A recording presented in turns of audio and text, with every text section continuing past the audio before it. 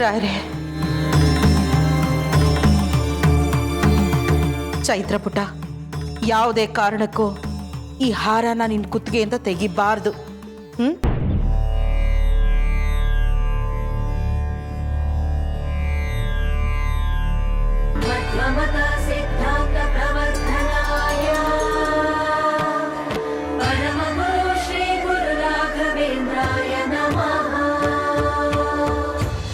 ಮಾತಂಗಿ, ಮಾತಂಗಿ, ಏ ಮಾತಂಗಿ, ಎಲ್ಲೇ ಸತ್ತಿದ್ಯಾ? ಬೇಗ ಬರ. ಬಂದೆ ಅಮ್ಮೋರೆ. ಎಷ್ಟಲ್ಲದೆ ಕೂಗೋದು? ಒಂದ್ಸಲ ಕೂಗಿದ್ರೆ ಕೇಳ್ಸಲ್ವಾ ನಿನಗೆ? ಬರ್ತಾನೆ ಇದ್ದೆ ಅಮ್ಮೋರೆ. ಎದುರು ಜಾಬ್ ಕೊಡ್ಬೇಡ. ಹೋಗಿ ಸೀರೆನ ಐರನ್ ಮಾಡ್ಕೊಂಡ್ ಬಾ. ಒಂದು ನೆರಿಗೆನೂ ಬೀಳ್ಬಾರ್ದು. ಆರ್ತಿ ಜೊತೆ ಕೂತು ಹರಟೆ ಹೊಡಿತಾ ಮನೆ ಕೆಲ್ಸದ ಬಗ್ಗೆ ಗಮನ ಕೊಡೋದೇ ಕಡಿಮೆ ಆಗಿದೆ. ಯಾವ್ದು ಎಲ್ಲಿರ್ಬೇಕೋ ಅಲ್ಲೇ ಇರಬೇಕು. ನೀನು ಈ ಮನೆ ಮೂಲೆಯಲ್ಲಿ ಇರಬೇಕಾದವಳು. ಮನೆ ಯಜಮಾನಿ ಥರ ಮೆರಿಬೇಡ್ವೆ. ಈ ಮನೆ ಯಜಮಾನಿ ನಾನು ಹೇಳ್ದಂಗೆ ಎಲ್ಲ ನಡಿಬೇಕು. ಮನುಷ್ಯ ರೆಕ್ಕೆ ಕಟ್ಕೊಂಡ ತಕ್ಷಣ ಹಕ್ಕಿ ಆಗ್ತಾನ? ಏನೇ ಅಂದೆ? ಅದೇ ಅಮ್ಮವ್ರೆ, ನಾನು ಈ ಮನೆ ಯಜಮಾನಿ ಹತ್ರ ಮಾತಾಡಿದ ತಕ್ಷಣ ಮನೆ ಕೆಲ್ಸದವಳು ಅಲ್ಲ ಅಂತ ಹೇಳಕ್ಕಾಗತ್ತೆಯೇ? ಅಂದರೆ ಈ ಮನೆ ಯಜಮಾನಿ ಆರ್ತಿ ಅಂತ ಹೇಳ್ತಾ ಇದೆಯಾ? ಮನೆ ಯಜಮಾನನ ಹೆಂಡತಿ ಯಜಮಾನಿ ಅಲ್ವಾ ಅಮ್ಮವ್ರೆ?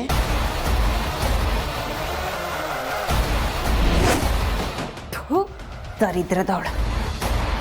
ಮನೆ ಯಜಮಾನ ಅಂತೆ, ಯಜಮಾನಿ ಅಂತೆ. ಈ ಮನೆ ಮಹಾರಾಣಿ ನಾನು.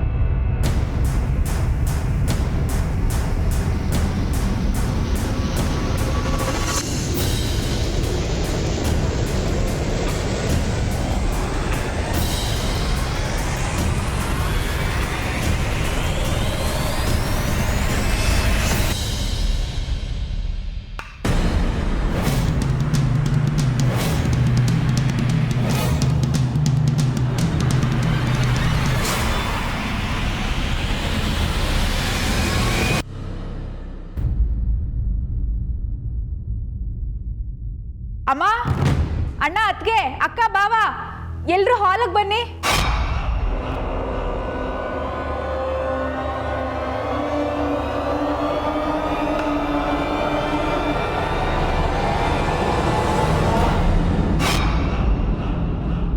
ಚಿಕ್ಕಪ್ಪ, ವೇದ, ಬೆಳಗ್ಗೆ ಇಬ್ರು ಎಲ್ಲಿಂದ ಬರ್ತಿದ್ದೀರಾ?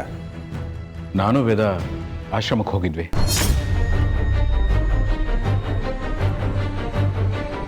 ಆಶ್ರಮಕ್ಕ? ಯಾಕೆ ಮಾವ? ಅದೇ ಕೃಪಾಕರ್, ಮನೇಲಾಗ್ತಿರೋ ಸಮಸ್ಯೆಗಳಿಗೆ ಗುರುಗಳ ಹತ್ರ ಪರಿಹಾರ ಕೇಳೋಣ ಅಂತ. ಏನು ಹೇಳಿದ್ರು ಚಿಕ್ಕಪ್ಪ? 11ನೇ ದಿನದಲ್ಲಿ ಚಿರುಗೆ ಶ್ರಾದ್ದ ಮಾಡಿದೆ, ತಪ್ಪಾಗಿದೆಯಂತೆ. ಅದನ್ನ 21ನೇ ದಿವಸದ ಕಾರ್ಯದಲ್ಲಾದರೂ ಮಾಡಿ ಮುಗಿಸಿ ಅಂತ ಹೇಳಿದ್ದಾರೆ. ಇನ್ನು ಸ್ವಲ್ಪ ಹೊತ್ತಿಗೆ ಗುರುಗಳು ನಮ್ಮ ಮನೆಗೆ ಬರ್ತಿದ್ದಾರೆ.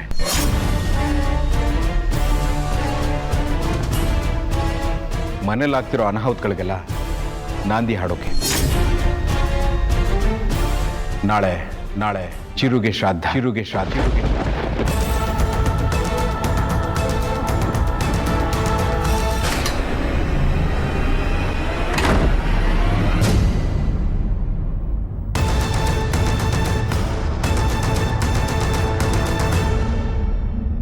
ಅಶೋಕ,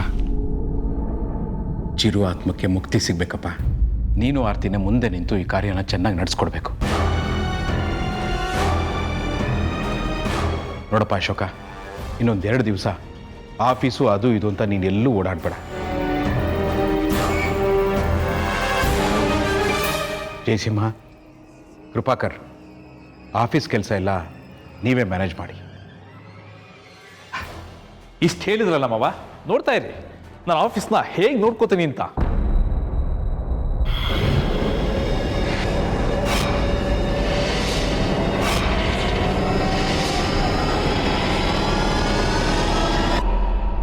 ಗುರುಗಳು ಇವತ್ತು ನಮ್ಮೆಲ್ಲರಿಗೂ ಒಂದು ಶಾಕಿಂಗ್ ನ್ಯೂಸ್ ಕೊಡ್ತಾರೆ. ಶಾಕಿಂಗ್ ನ್ಯೂಸ್ ಏನು? ನಮ್ಮಲ್ಲೇ ಯಾರೋ ಒಬ್ಬರು ಚಿರುಗೆ ಶ್ರಾದ್ದ ಆಗೋದನ್ನು ತಡಿತಿದ್ದಾರಂತೆ.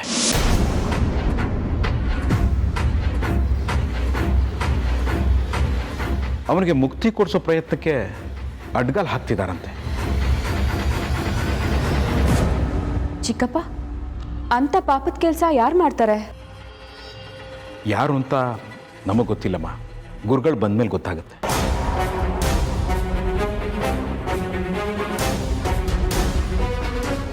ನಂದೊಂದು ರಿಕ್ವೆಸ್ಟು, ಗುರುಗಳು ಬಂದು ಆ ವ್ಯಕ್ತಿ ಯಾರು ಅಂತ ಹೇಳೋದಕ್ಕೂ ಮೊದಲೇ ಅವರಾಗೆ ಯಾರು ಅಂತ ಒಪ್ಕೊಂಡ್ರೆ ಆಗೋ ಅವಮಾನ ತಪ್ಪತ್ತೆ.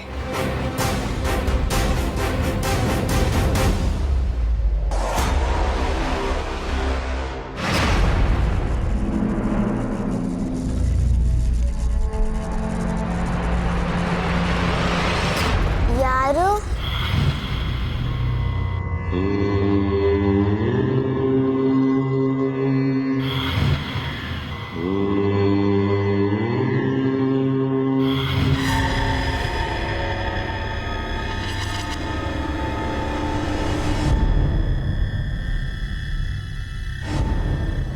ಚಿರು, ನೀನಾ?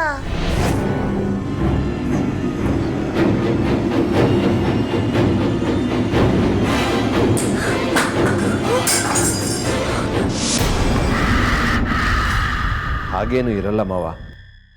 ನಾವೆಲ್ಲರೂ ಒಟ್ಟಾಗಿ ಸೇರಿನೇ ಈ ಕಾರ್ಯನ ಮುಗಿಸೋಣ. ಆಗ್ಲಿಂದ ಚಿರು ಶ್ರಾದ್ದದ ಬಗ್ಗೆನೇ ಮಾತಾಡ್ತಿದ್ದಾರೆ. ಅವನಿಗೆ ತುಂಬ ಕೋಪ ಬಂದಿರುತ್ತೆ. ಚೈತ್ರ ಬೇರೆ ರೂಮಲ್ಲಿ ಒಬ್ಬಳೇ ಇದ್ದಾಳೆ. ಅಯ್ಯೋ, ಎಲ್ಲಿ ಏನು ಮಾಡಿಬಿಡ್ತಾನೋ.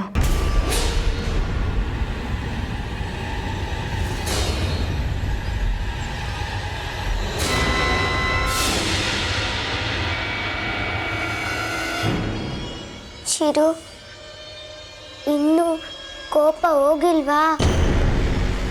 ನನಗೆ ಏನು ಮಾಡಬೇಡ. ನಾನು ನಿಂಗೇನು ಮಾಡಿಲ್ಲ. ಪ್ಲೀಸ್, ನನಗೇನು ಮಾಡಬೇಡ.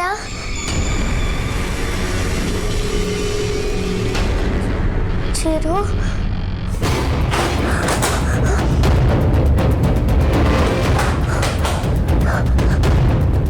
ಚೈತು, ಮಮ್ಮಿ, ಚೈತು, ನಿನ್ಗೇನು ಆಗಿಲ್ಲ ತಾನೆ? ಇಲ್ಲ ಮಮ್ಮಿ, ನನಗೇನು ಆಗಿಲ್ಲ. ಚಿರು ನನಗೆ ಅಪಾಯ ಮಾಡಕ್ಕೆ ಬಂದಿದ್ದ, ಆದರೆ ನನಗೇನು ಮಾಡಲಿಲ್ಲ. ಕೋಪದಿಂದ ಹೇಗೆ ಬಿಸಾಕಿದ್ದಾನೆ ನೋಡು. ಸುಮ್ಮನೆ ಹೋದ್ನಾ? ಸುಮ್ಮನೆ ಹೋದ.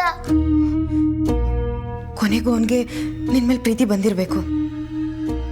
ಇಲ್ಲ,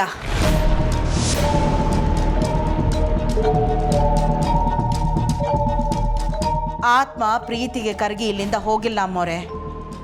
ಚೈತ್ರ ಕೊರಳಲ್ಲಿರೋ ಮೃತ್ಯುಂಜಯ ಹಾರ ನೋಡಿ ಹೆದರ್ಕೊಂಡು ಹೋಗಿದೆ.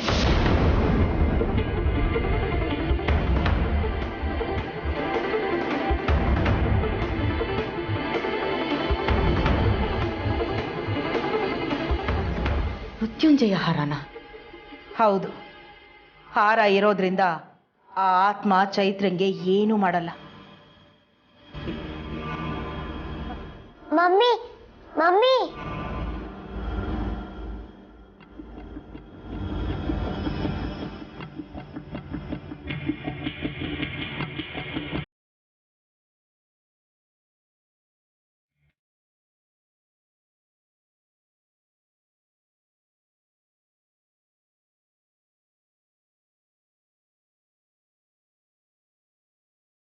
ಮಾತಂಗಿ, ಚೈತ್ರನ್ ಕೊರಳಿಗೆ ಹಾಕಿರೋದೇನದು? ನೀವು ಯೋಚನೆ ಮಾಡಬೇಡಿ ಅಮ್ಮೋರೆ, ಚೈತ್ರನ್ ಜವಾಬ್ದಾರಿ ನಂದು. ನೀವು ಅವಳು ಕಾಳಜಿ ಬಿಟ್ಬಿಡಿ. ಮಾತಂಗಿ, ನನ್ನ ಮಗಳ ಜವಾಬ್ದಾರಿನ ನಿನ್ಗೆ ಒಪ್ಸಿದ್ದೀನಿ.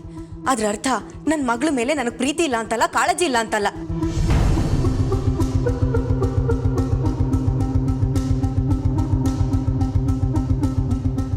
ಮಾತಂಗಿ, ಚೈತ್ರನ್ ಕೊರಳಿಗೆ ಹಾಕಿರೋದು ಏನದು? ಮೃತ್ಯುಂಜಯ ಹಾರ. ಚೈತ್ರ ಪುಟ್ಟಂಗೆ ಮುಂದಾಗೋ ಅಪಾಯನ ಅದು ತಡೆಯುತ್ತೆ. ಅಯ್ಯೋ ಮಾತಂಗಿ, ಅದರಿಂದ ಮತ್ತೆ ಏನಾದರೂ ಅನಾಹುತ ಆದರೆ? ಆಗಲ್ಲ. ಮಾತಂಗಿ, ಚಿರುಗೆ ಚೈತ್ರ ಮೇಲಿರೋ ಕೋಪನ ನೀನು ಹೆಚ್ಚು ಮಾಡ್ತಿದ್ಯಾ. ಚಿರುಗೇನಾದರೂ ಚೈತ್ರ ಅವನ ವಿರುದ್ಧವಾಗಿ ಹೋಗ್ತಿದ್ದಾಳೆ ಅಂತ ಗೊತ್ತಾದರೆ ಅವನ ಕೋಪ ಇನ್ನೂ ಹೆಚ್ಚಾಗುತ್ತೆ. ಕೋಪ ಹೆಚ್ಚಾಗಿದ್ದು ಆಯಿತು, ಚೈತ್ರಂಗೇನು ಮಾಡೋಕ್ಕಾಗದೆ ಚಿರು ಆತ್ಮ ಕೋಪ ಮಾಡಿಕೊಂಡು ಹೆದರ್ಕೊಂಡು ಹೋಗಿದ್ದು ಆಯಿತು. ಮಾತಂಗಿ, ಆಹಾರ ಚೈತ್ರ ಪುಟನ ಕಾಪಾಡತ್ತೆ. ಅಲ್ಲ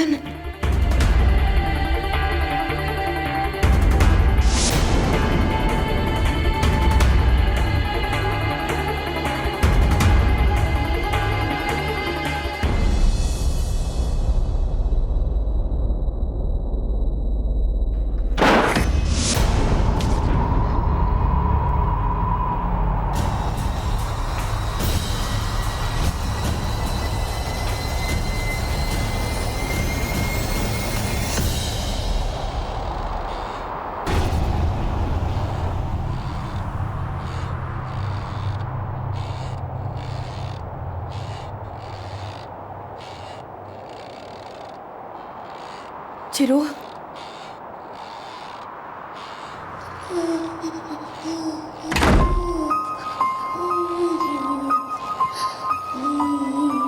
ಚಿರು, ಯಾಕೋ ಮಗನ ಅಳ್ತಿದ್ಯಾ?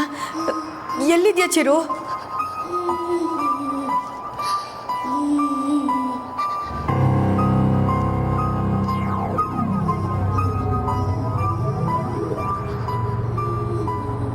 ಚಿರು ಮಗನೆ, ಯಾಕೋ ಅಳ್ತಿದ್ಯಾ? ಮತ್ತೆ ನೀನು ಪ್ರಾಮಿಸ್ ಮುರಿದ್ಬಿಟ್ಟಿಯಲ್ಲ ಮಮ್ಮಿ. ನಾನಾ ಪ್ರಾಮಿಸ್ ಮುರಿದ್ನ? ಇಲ್ಲ ಕಣೋ. ಸುಳ್ಳು, ನಿನಗೆ ನನ್ನ ಮೇಲೆ ಪ್ರೀತಿನೇ ಇಲ್ಲ. ನಾನೇನಾದರೂ ಪ್ರಾಬ್ಲಮ್ ಮಾಡ್ತೀನಿ ಅನ್ನೋ ಭಯ ಇದೆ. ಇಲ್ಲ ಕಂದ, ನನ್ಗೆ ಯಾವ ಭಯನೂ ಇಲ್ಲ. ನನ್ನ ಯಾಕೆ ಮನೆಯಿಂದ ಆಚೆ ಕಳಿಸ್ತೀಯಾ? ಅಯ್ಯೋ, ಯಾರೋ ಕಳಿಸ್ತಿದ್ದಾರೆ. ನೀನು ಮನೆಯವ್ರು ಎಲ್ಲರೂ ಇವತ್ತು ಮನೆಗೆ ಗುರುಗಳು ಬರ್ತಿಲ್ವಾ? ನನ್ನನ್ನು ಆಚೆ ಕಳಿಸಲ್ವಾ? ನನ್ನನ್ನು ದೂರ ಮಾಡಬೇಡ ಮಮ್ಮಿ, ಪ್ಲೀಸ್. ಇಲ್ಲ ಕಣೋ, ಇಲ್ಲ ಕಂದ. ನಾನಿಲ್ಲ ನಿನ್ನ ಜೊತೆಗೆ ಇರ್ತೀನಿ. ಹಾ ಕಂದ, ಇರ್ತೀಯ ಕಣೋ. ಮತ್ತೆ ನೀನು ಯಾಕೆ ಗುರುಗಳನ್ನ ಮನೆಗೆ ಕಳಿಸ್ತಾ ಇದೆಯಾ? ಅವ್ರು ಬಂದರೆ ನನಗೆ ಹಿಂಸೆ ಕೊಡ್ತಾರೆ, ಹೊಡಿತಾರೆ. ನನಗೆ ಭಯ ಆಗಲ್ವಾ?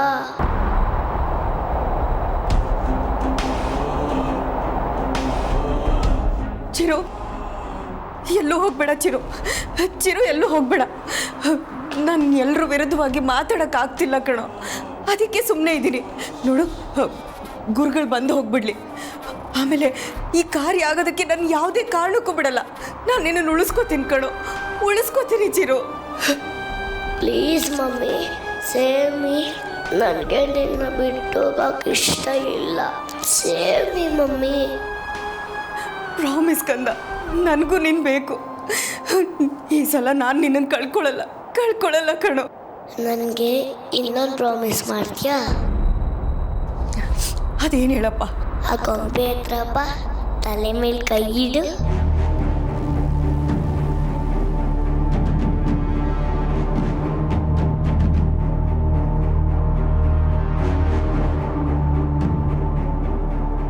ನನ್ನ ಮೇಲೆ ಕೈ ಇಟ್ಟಿದ್ಯಾ? ನೀನಿವತ್ತೇ ಚೈತ್ರ ಕುತ್ತಿಗೆಯಲ್ಲಿರೋ ಸರನ ತೆಗಿಬೇಕು.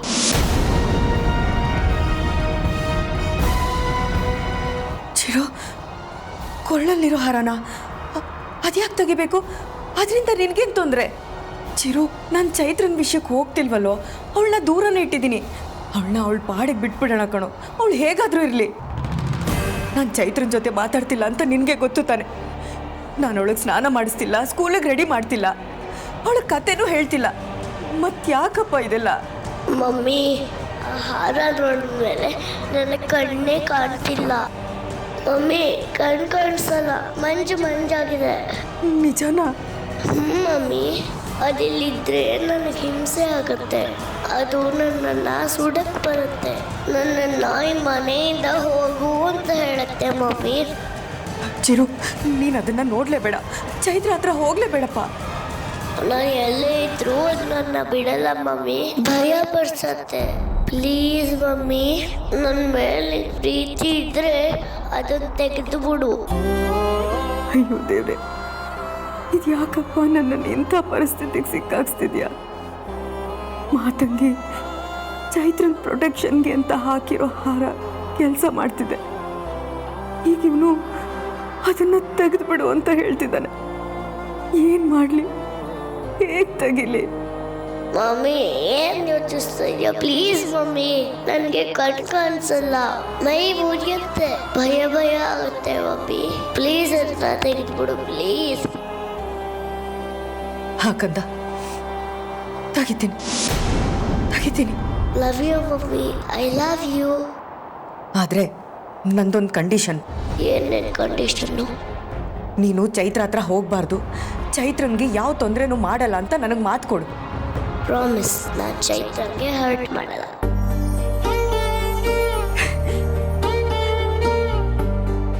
ಸರಿ ಕಂದ, ನಾನು ಆಹಾರನ ತೆಗಿತೀನಿ.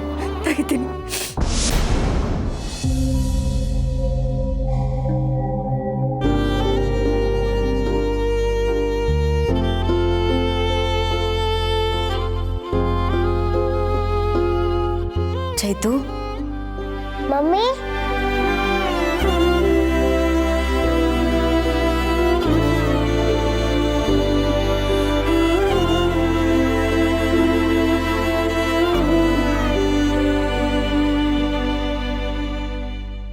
ಚೈತು ಪುಟ್ಟ, ಯಾಕೋ ನಾನು ನಿನ್ನ ಮೇಲೆ ಸಿಟ್ಟು ಮಾಡ್ಕೋತೀನಿ ಅಂತ ನನ್ನ ಮೇಲೆ ಬೇಜಾರಾ? ಮಮ್ಮಿ, ನೀವು ನನ್ನ ಮೇಲೆ ಕೋಪ ಮಾಡ್ಕೊಳ್ಳಿ, ನಾನು ತಪ್ಪು ಮಾಡಿದ್ರೆ ಹೊಡೀರಿ, ಆದರೆ ನನ್ನಿಂದ ದೂರ ಮಾತ್ರ ಇಡಬೇಡಿ. ನನಗೆ ನಿಮ್ಮನ್ನು ಬಿಟ್ಟಿರೋಕ್ಕಾಗಲ್ಲ. ಚೈತು, ನಾನು ಯಾಕೆ ಹೀಗೆ ನಡ್ಕೋತಿದ್ದೀನಿ ಅನ್ನೋದನ್ನ ನೀನು ಸ್ವಲ್ಪ ಯೋಚನೆ ಮಾಡಿ ನೋಡು. ನೀನಿನ್ನೂ ಚಿಕ್ಕೋಳಲ್ಲ ಕಂದ. ಒಂದೊಂದೇ ವಿಷಯಗಳನ್ನ ಕಲ್ತ್ಕೋಬೇಕು. ನಿನ್ನ ಕೆಲಸಗಳನ್ನ ನೀನೇ ಮಾಡ್ಕೋಬೇಕು. ಹೆಣ್ಮಕ್ಳು ಯಾವತ್ತೂ ಯಾರ ಮೇಲೂ ಡಿಪೆಂಡ್ ಆಗಬಾರ್ದು ಕಂದ. ನೋಡು, ಈಗ ಸ್ಕೂಲ್ಗೆ ಹೋಗ್ತಿದ್ಯಾ, ಆಮೇಲೆ ಹೈಸ್ಕೂಲು, ಕಾಲೇಜು, ಡಿಗ್ರಿ, ಕೆಲಸ, ಗಂಡ, ಮನೆ, ಮಕ್ಕಳು ಅಂತ ಜೀವನದಲ್ಲಿ 108 ಪರೀಕ್ಷೆಗಳು ಬರುತ್ತೆ. ಆಗೆಲ್ಲ ಈ ಅಮ್ಮ ನಿನ್ನ ಜೊತೆಗಿರಲ್ಲ ಕಂದ. ನೀನು ಒಬ್ಬಳೇ ಎಲ್ಲದನ್ನೂ ಎದುರಿಸೋದನ್ನು ಕಲ್ತ್ಕೋಬೇಕು. ನೋಡ್ಚೈತು, ಬೆಳಗ್ಗೆ ನಿನ್ನನ್ನು ಯಾರು ಎದ್ದೇಳಿಸ್ಲಿ ಬಿಡಲಿ, ನೀನೇ ಎದ್ದು ಸ್ನಾನ ಮಾಡಿ ಸ್ಕೂಲಿಗೆ ರೆಡಿ ಆಗು. ಆಮೇಲೆ ನಾನು ಲಂಚ್ ಬಾಕ್ಸ್ ರೆಡಿ ಮಾಡ್ತೀನಿ, ಅದನ್ನು ತೊಗೊಂಡು ಸ್ಕೂಲ್ಗೆ ಹೋಗು. ನೋಡು, ಪೌಡ್ರ್ ಯಾರಾದರೂ ಈ ಥರ ಹಾಕ್ಕೊಳ್ತಾರಾ? ಒಂದು ಕೆನ್ನೆಲ್ ಪೌಡ್ರ್ ಇದೆ, ಒಂದು ಕೆನ್ನೆಲ್ ಪೌಡ್ರ್ ಇಲ್ಲ. ಹೌದಾ? ಇರಿ, ಮಿರರಲ್ಲಿ ನೋಡ್ಕೊಂಡು ಬರ್ತೀನಿ. ಕೂತ್ಕೋ, ನಾನೇ ಹಾಕ್ತೀನಿ.